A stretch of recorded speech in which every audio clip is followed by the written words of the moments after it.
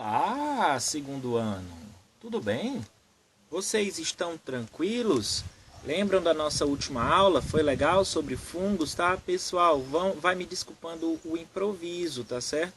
Mas é porque eu ainda estou me acostumando. Esse negócio de estar gravando videoaula não é muito fácil, não. Imagina só vocês tendo que gravar de uma hora para outra tantas videoaulas, né? E olha que eu gosto de fazer coisa na internet, tem um Instagram bem movimentado e tudo. Imagino como deve estar sendo difícil para os outros professores, tá? Me desculpem algum amadorismo, tá bom, pessoal? Pessoal, hoje, tá, nós vamos começar a matéria nova. Eu gostaria que vocês fossem no livro de vocês, na página 325, onde nós vamos começar a trabalhar com o reino planta, aí, tá certo? Muito interessante o reino planta. E eu gostaria que vocês colocassem o livro nessa página e a gente começasse a pensar um pouquinho sobre, tá? Pessoal, as plantas, tá, foram os primeiros a colonizar a Terra. A gente entende que o nosso planeta, no nosso planeta a vida evoluiu a partir da água, não é? E aí da água ela colonizou a Terra. Há mais ou menos cerca de 500 milhões de anos, as primeiras algas verdes, tá certo? Elas começaram a se diferenciar, adquirir características que elas poderiam. E turma, essas algas verdes, elas começaram a adquirir características que deram a elas a possibilidade de elas colonizarem a Terra, tá certo? Essas algas verdes, elas ainda carregam características incomuns com as plantas, tá certo? Mas elas não são plantas, elas são diferentes. E a gente vai conversar um pouquinho aqui sobre qual é essa diferença, tá certo? As plantas, quando chegaram na Terra, elas começaram a ter que adquirir, tá certo, estrutura que mantesse elas eretas, tá certo? Elas começaram a ter estruturas que precisassem, que conseguissem se manter eretas no ambiente seco, né? Na Terra. E aí as plantas foram devagarinho, tá bom? Se diferenciando e formando toda essa diversidade que nós temos hoje. As primeiras plantas que apareceram, vocês têm ideia qual foram? Ainda existem hoje em dia, tá certo? Eu estou gravando exatamente nesse cantinho aqui da casa. As primeiras plantas são aquelas mais simples. Elas são bem pequenas. Elas não possuem vascularização. Vocês sabem o que é vascularização? Vascularização é como se fosse o nosso sistema sanguíneo, que nós temos vasos e artérias, veias, não é? As plantas possuem um sistema também de circulação de nutrientes, tá certo? E esse sistema ele é composto pelo xilema e pelo floema, tá certo? E aí o que é que acontece? As primeiras plantas não tinham esse sistema vascular. Elas transferiam nutrientes de uma célula para outra. Isso fez com que elas não pudessem ficar muito grandes. São plantas minúsculas. As primeiras plantas, as mais primitivas, existem hoje. Alguém arrisca qual é? Olha só, vou mostrar para vocês. Olha só que legal isso aqui, turma. Ó. Parece um campinho de futebol, não é? São plantas minúsculas, bem pequenininhas. Vocês arriscariam dizer que plantas são essas? Essas são as briófitas, tá? As briófitas são as plantas mais primitivas. Elas são conhecidas popularmente como musgos e lodo, tá? São plantas que necessitam de umidade para estarem sobrevivendo, regiões com alta umidade, tá? Porque elas utilizam essa umidade na reprodução delas, tá bom? Então as briófitas, elas só conseguem sobreviver em ambiente muito úmido, tá bom? E elas são as plantas mais primitivas, elas não conseguem ficar de tamanhos muito avançados, porque elas são avasculares. A gente aprendeu que o A é negação, ela não possui sistema vascular, tá? Então são as plantas mais primitivas que nós temos aqui, as briófitas, as primeiras a colonizarem o planeta. E aí logo depois vieram as primeiras plantas vascularizadas. Alguém arriscaria me falar que plantas são essas, as primeiras vascularizadas? Vamos lá? Eu tenho ela aqui também. Eu vou levar lá vocês para conhecerem, tá bom? Só um segundinho que aí quando voltar a gente já volta lá. Olha aqui onde é que eu estou, pessoal. A turma deve estar pensando, o professor foi para o meio do Jurassic Park lá, para as florestas primitivas, para dar aula da gente. Olha só aqui. Vocês sabem que plantas são essas? Alguém arrisca? A gente vê muito dessas plantas nos filmes de dinossauros que tentam remontar os cenários, né? antigos. Essas são as segundas plantas mais primitivas que nós temos no planeta, tá certo? E elas também têm uma relação muito íntima com a água ainda. Apesar de serem plantas terrestres, mas elas só são comuns em ambientes muito úmidos, tá? Você não vai encontrar como é o nome delas? Samambaias. Você não vai encontrar as samambaias em ambiente muito seco, tá certo? Elas gostam de ambiente, olha só, sombreado e úmido, tá bom? Essas são as primeiras plantas vascularizadas que nós temos, tá? E essas plantas, olha aqui, elas não possuem flores e elas não possuem frutos, tá certo? Elas se reproduzem além de partenogênese, de gerar brotamento, através aqui, ó, desses pontinhos nas folhas, tá certo? Que eles vão soltar aí os gametas, tá? E eles vão ser conduzidos pela água. Por isso também que essa... Olha só, pessoal, aqui, ó. Aqui nós estamos vendo uma folha de samambaia nascendo, crescendo, tá certo? As folhas de samambaia todas crescem assim, tá? E as samambaias são vascularizadas. Elas são a diferença que se iniciou-se nas plantas terrestres, tá? Primitivas, que não eram vascularizadas, os lodos, conhecidos como briófitas ou musgos, tá? E aí eles criaram um sistema de vascularização, tá? Esse sistema de vascularização, ele é composto por duas partes, tá? O xilema, que conduz a seiva, que eles chamam de uma seiva mais bruta, tá certo? Que é uma seiva que traz água e sais minerais, tá? Do solo e leva para as folhas, para as regiões superiores da planta, tá bom? Esse é conhecido como xilema.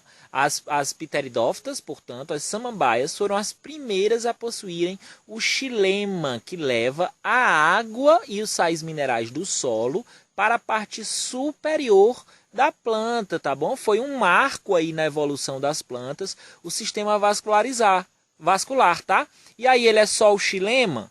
Ou não, ou tem outra parte, né? A gente sabe que são duas partes. A segunda parte, ela é conhecida também, tá certo, pessoal? Como o floema. O floema é a parte das plantas que traz a seiva, tá certo? Mais elaborada, podemos se dizer assim, orgânica, das folhas para o resto da planta, para o caule, para a raiz, tá bom?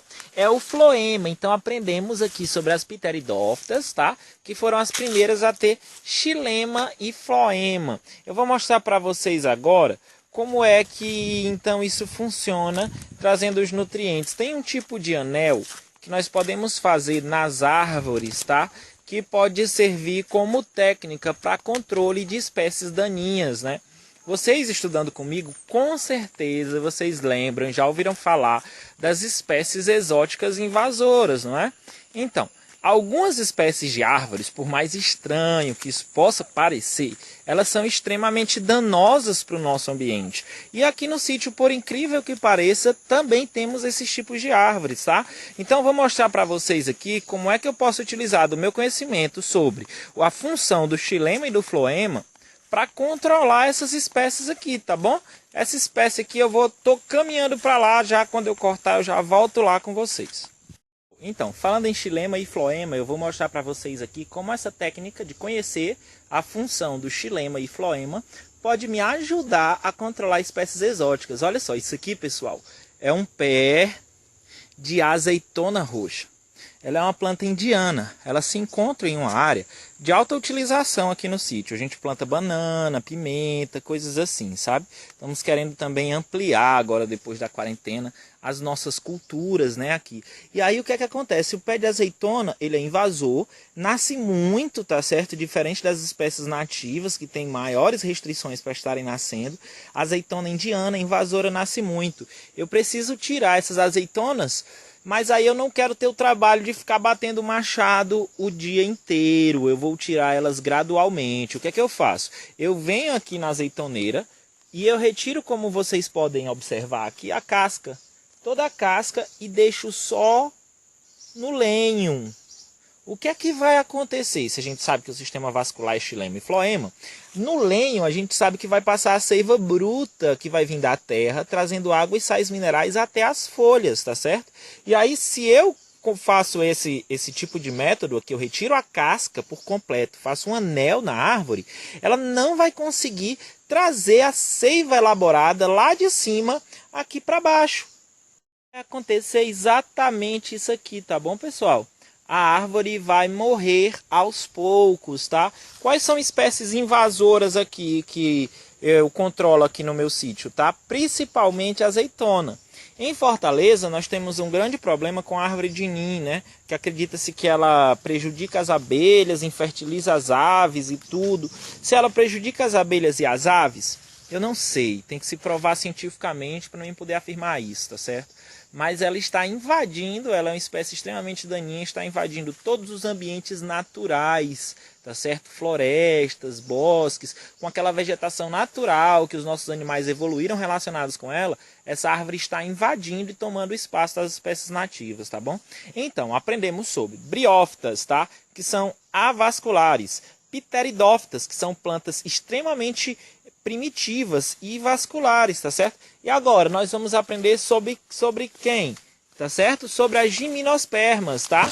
Gimnospermas são plantas extremamente primitivas também, que hoje em dia no nosso planeta, elas têm a sua área de ocorrência um pouco que quase que restrita às zonas temperadas e montanhas altas, tá certo? Elas são muito resistentes ao frio e à baixa luminosidade, tá? Então elas conseguem. Então, turma, eu vim aqui nesse lugar para falar da número 3, tá? Na escada da nossa evolução das plantas.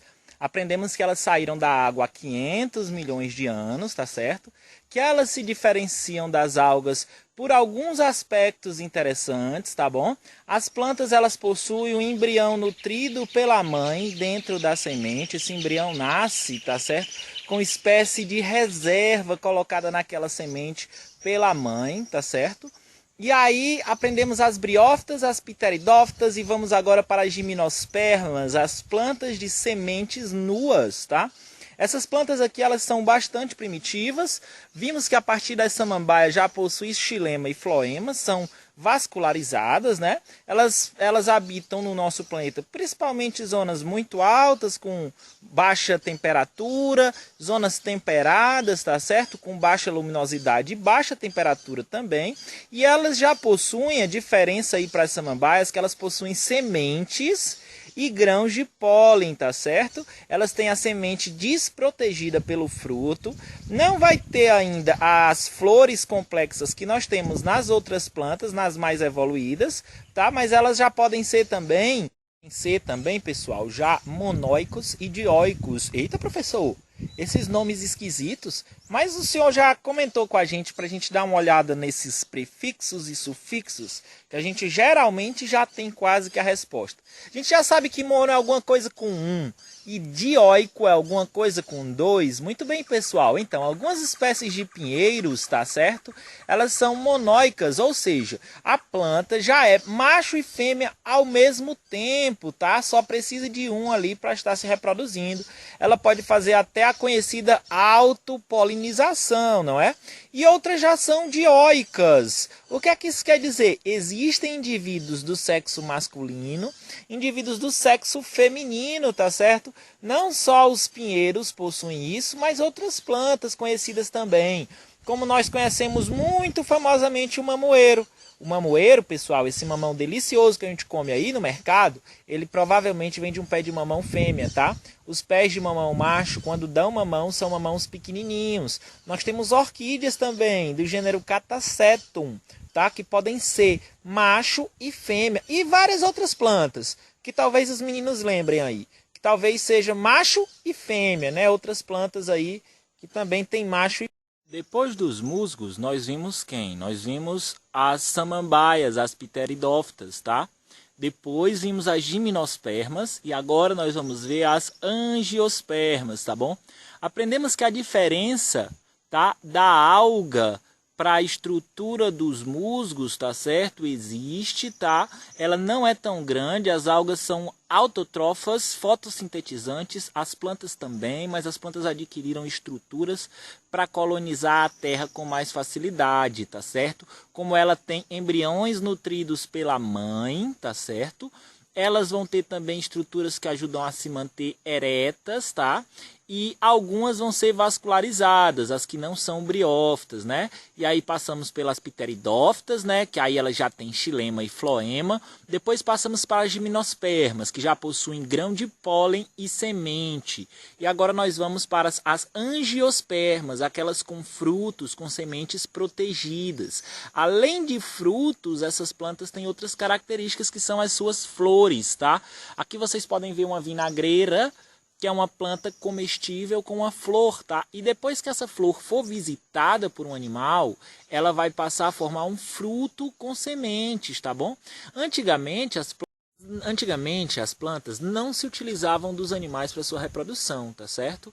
As briófitas necessitam de água para se reproduzir, as pteridófitas de água também. Os pinheiros já se reproduzem em geral através do vento, tá certo? E as angiospermas, que são as plantas mais evoluídas, mais recentes dentro dessa escala da evolução, elas já utilizam-se dos animais para sua reprodução, tá certo? São os conhecidos polinizadores. Elas podem se polinizar com o vento? Podem. Podem se polinizar com água? Podem também, tá certo?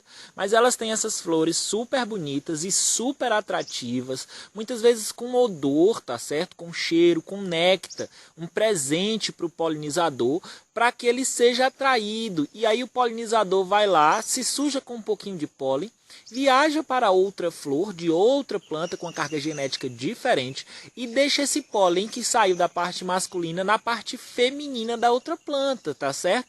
Gerando assim a polinização, a fertilização dessa planta, que aí vão formar descendentes que não vão ser iguais geneticamente a nenhuma dessas plantas, nem a que forneceu o pólen, nem a que está formando o fruto, tá bom? Vai ser um indivíduo diferente, novo. As plantas, elas só reproduzem assim, professor, através da polinização? Não, existe também, pessoal, técnicas conhecidas como estaquia, onde você pode cortar um galho da planta, enterrar no chão, que aí ela vai formar um clone perfeito, tá certo? Essa daqui chegou aqui no sítio através de uma estaca. Eu trouxe ela justamente porque ela é polinizada por beija-flores. Se vocês prestarem atenção aqui, a flor aberta, ó, ela vai ter aqui os órgãos masculinos e femininos, tá certo?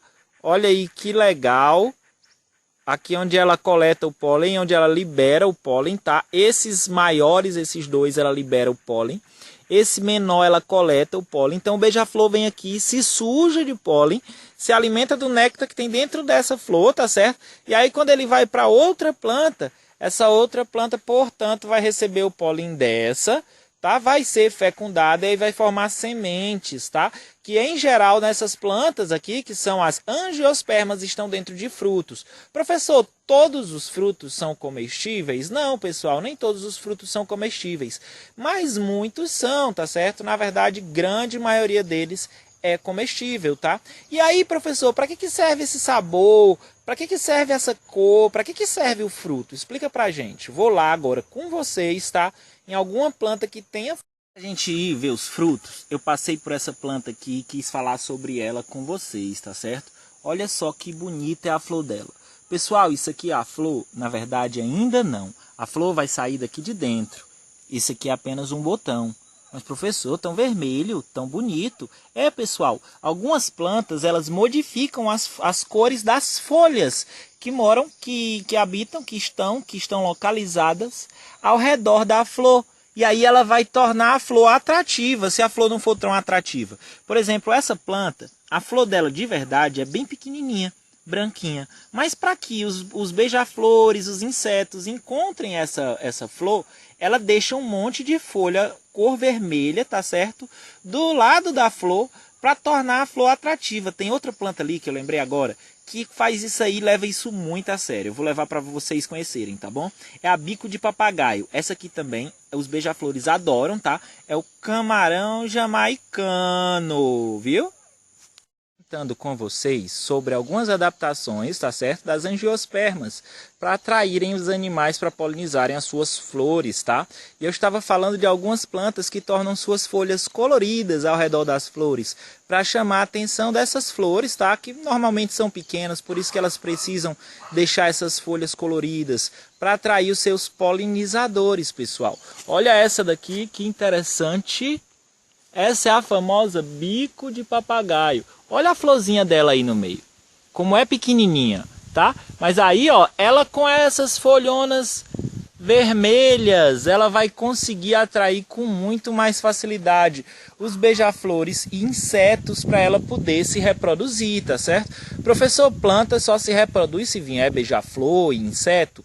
Ela pode fazer outros tipos de polinização também, tá, pessoal? Como eu já falei, com o vento, com a água, e também pode, por acidente, se quebrar algum galho desse aqui, ela pode se clonar, se reproduzir por estaquia, tá certo? Aquela nova mudinha que vem de um galho, ela vai ser um clone igual geneticamente, tá certo? A sua mãe ou ao seu pai. A gente tem que lembrar que tem plantas que são macho e fêmea, né? A maioria delas são macho e fêmea ao mesmo tempo, tá certo? Mas algumas, eu acredito, algumas plantas, pessoal, são macho e fêmea, né? Como a gente vinha conversando. Então eu acredito que essa característica seja para evitar uma autopolinização. Porque parem para pensar, se uma planta tem uma carga genética que deixa ela vulnerável a um tipo de doença e ela se autopoliniza, os seus descendentes que vão nascer dessas sementes geradas por essa autopolinização vão ser também vulneráveis a esse tipo de doença? Vão, né? Ela não gera diversidade genética. Então, algumas plantas, para isso não acontecer, elas se tornarão apenas macho ou apenas fêmea. A gente está estudando as angiospermas. Uma das características mais importantes delas é essa daqui, pessoal. Eu estou aqui num pé de acerola, tá certo? Onde eu posso mostrar para vocês um fruto. E a planta vai investir tanta energia para formar tantos frutos maravilhosos. Temos frutos incríveis na natureza, né? Para que é que a planta gasta água, açúcar e tanta energia assim para formar esses frutos? Pitaia, vamos pensar na quantidade de frutos interessantes que tem na natureza. São centenas e centenas. Então, qual é o interesse da planta em gastar tanta energia assim para produzir esse fruto? Vamos pensar um pouquinho? Me digam aí para que é que isso serve, para que é que serve o fruto. Peguei o fruto lá da acerola. Que delícia! Uma acerola maravilhosa, muita vitamina C, vai me ajudar a me proteger do coronavírus. Oba! Aqui no sítio, nessa quarentena, está sendo ótimo, porque a gente tem muita fruta, muita coisa. Isso ajuda a gente a economizar. Mas voltando, a gente sabe que as plantas, de todos os seres vivos, a intenção deles em reproduzir é perpetuar a sua espécie. Então as plantas gastam muita energia produzindo frutos para perpetuar a sua espécie, tá? Ó, terminei de comer a acerola. O caroço é comestível? A semente é comestível? Não. Vou querer esse caroço? Não. Joguei o caroço. Olha só. Caiu aqui no chão, longe da mãe. A planta nascendo um pouquinho longe da mãe, se ela não vai nascer embaixo, na sombra, competindo com os mesmos nutrientes que a mãe, será que ela vai ter uma possibilidade maior de sobreviver? Será que vai ser mais fácil, então, dessa planta sobreviver do que uma planta que não tem um fruto atrativo para os animais? Com certeza, pessoal. Por isso que os frutos são tão deliciosos, tá? Por isso que eles são tão coloridos. E existem alguns frutos que ainda chegam a extremos. Eles têm uma semente super protegida, tá certo? Que aí ela consegue durar muitos anos em forma de semente para poder germinar. E algumas dessas sementes, elas só nascem se elas forem, por exemplo, queimadas pelo fogo, no caso de muitas plantas do cerrado, ou mesmo passar pelo sistema digestivo de alguns animais, como aves e mamíferos, tá? Alguns animais, quando comem as sementes, engolem as sementes. Os seus sucos gástricos vão corroer um pouquinho da casca dessas sementes, tá? Justamente quebrando a dormência, tudo que ela queria. Quando ele fizer cocô ou que ele regurgitar, a semente vai cair num lugar diferente, já pronta para nascer e formar uma nova planta, não é? Então as plantas utilizam dos frutos dessas duas maneiras para dispersar suas sementes, tá certo? Elas podem apenas serem jogadas ou passar por... Então, turma, só para finalizar, já estou aqui em casa, para finalizar o reino planta, e tá certo que nós aprendemos sobre os tipos de plantas que nós temos. Vamos concluir falando um pouco sobre as características básicas das plantas, tá certo? Eu separei aqui, organizei para vocês, tá bom? Elas são organismos que possuem células eucariontes. Vocês lembram que são as células eucariontes? Possuem um núcleo bem definido, tá certo? E organelas no citoplasma da célula, tá bom? Então, as plantas, obrigatoriamente, são eucariontes pluricelulares, não existem plantas unicelulares, tá certo? Elas são autotrófas, elas produzem o seu próprio alimento, tá? Parte do seu alimento é produzido por elas mesmas. Eu gosto de falar que as plantas coagulam luz. Toda a matéria, biomassa que circula na cadeia alimentar é luz do sol transformada em matéria pelas plantas, tá certo? Autotrófas fotossintetizantes. As plantas são autotrófas fotossintetizantes, tá bom, pessoal? Um abraço, paciência com essa quarentena, se protejam, tá bom? E até a próxima aula. Eu vou deixar uns exercícios para vocês aí na plataforma, tá bom? Deem uma olhada lá que eu vou passar algumas perguntinhas para relembrar o que foi conversado. Tudo de bom, turma. Um abraço.